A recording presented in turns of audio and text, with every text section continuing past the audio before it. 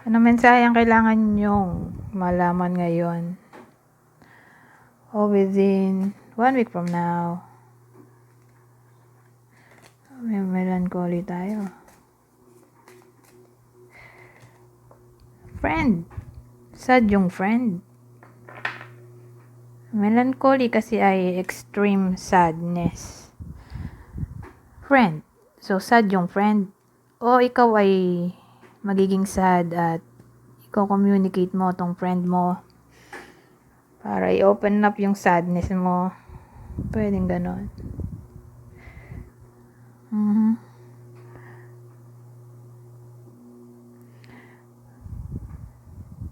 Unrequited love to. Mukhang yun yung problem dito para sa iba sa inyo. Problem sa relationship. Tapos, ayun nga, mag-open up sa friend o yung friend ang mag-open up tungkol sa love life niya sa iyo. Nasad siya, ganyan. O, dumaraan siya ng breakup, separation, o difficulty. In general na, sabihin natin hindi lang sa relasyon. Pangkalahatan na. Trabaho, pamilya. O sabihin natin problemado o nanghihinayang. Ganun eh. Nanghihinayang sa nangyari, depressed.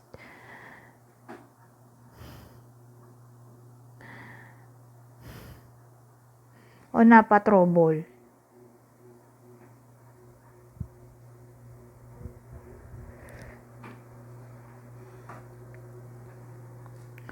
Basta ganyan.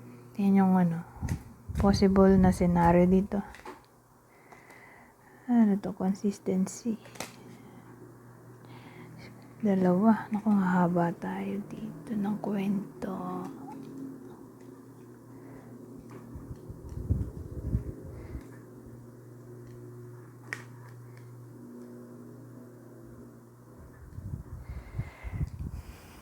Dalawa lang eh. Yung naging tatlo lang.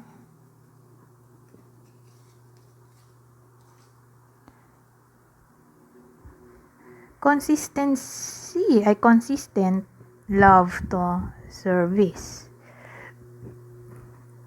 So, ang dating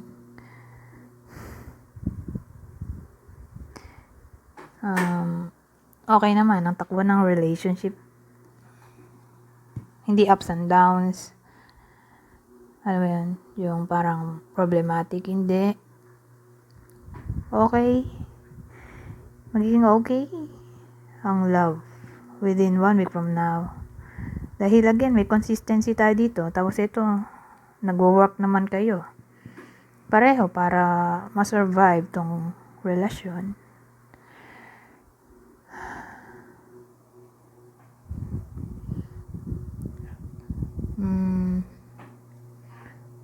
Ano ba? Consistency, love.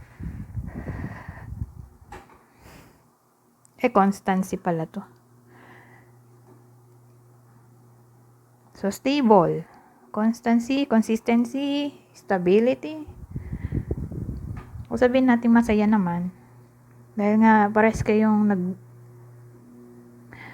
nag-work para ma-survive yung connection o para maging masaya. Mukhang interesado naman kayo sa isa't isa kung in a relationship, pero kung crush to, mukhang interested din sa iyo yung partner mo ay yung crush mo kung magiging workaholic ka o kung mag-e-effort kasi may service tayo dito.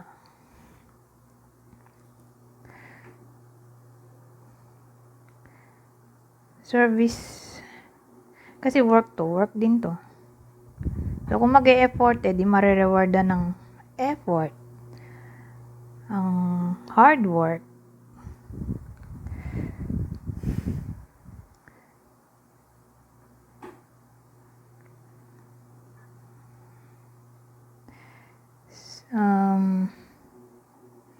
Ano pa ba? Lalo na kung katrabaho to. Para sa iba sa inyo, katrabaho. O may trabaho. O maganda kung pares kayo may trabaho.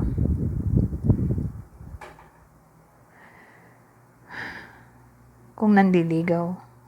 Parang ganda point, pogi point.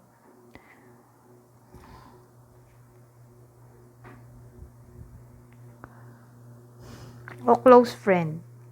Baka close friend tong nililigawan. O type. So again, ka-workmate, close friend.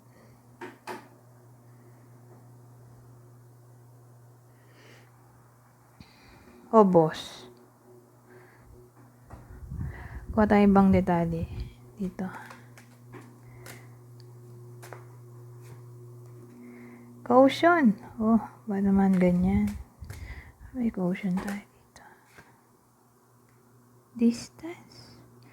Well, yung combination na to, applicable lang sa nasa long distance relationship. Caution. Distance caution. So, pwedeng yun. Dun lang tatama. Sa nasa long distance relationship, parang may something wrong. Kaya kailangan mong mag-conduct ng information dito. Sabi, find out more information. O sabihin natin long distance relationship, may someone, o yung someone na yun na napalayo, ay nagiging workaholic. Kaya kailangan maging cautious dahil baka magkasakit.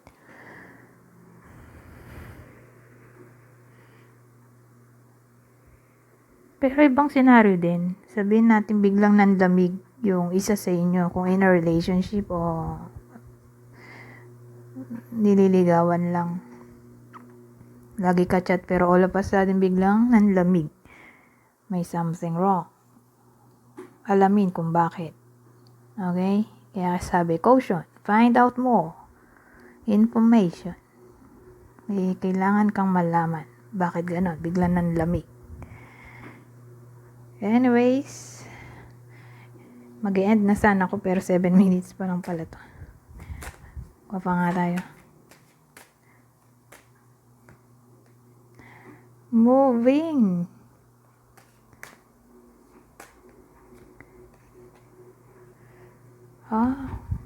Give it time. Well, sabihin natin relocation to. Sa new home o pag-move in together sa isang bubong. Kung in a relationship. Mukhang malabo pa kasi give it time. Hindi pa panahon. Kailangan ng patience.